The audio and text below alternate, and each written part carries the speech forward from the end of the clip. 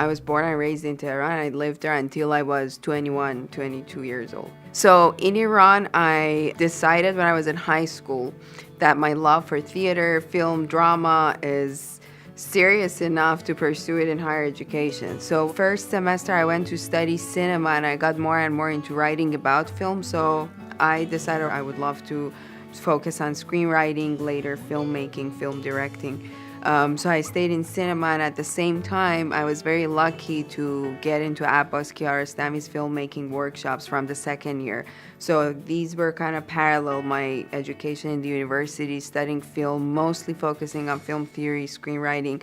On the other hand, going to Mr. Kiarostami's workshops and practicing filmmaking there in a more like experimental art worldy way of making films. So in the beginning, being at Abbas Kiarostami's filmmaking workshops was really overwhelming because he was like a legend for me. The style of working was a little like how later in Chicago my grad school was, that like just making work, bringing it to the class, work in progress or completed work, having critiques, everyone talking about it.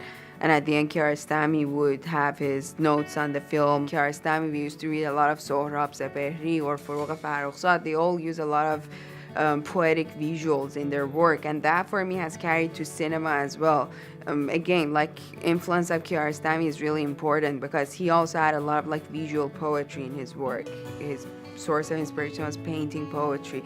So for me, that I can see is really crucial in my films. I think of Iranian cinema, Iranian art house and independent cinema now more like in a more global sense than the way I thought about it when I first went to my undergrad, which was more about, okay, there's Kiarostami, there's Jafar Panahi, there's all this community in there, and they're producing these images that are desired and liked about political climate, about oppression, about problems in Iran.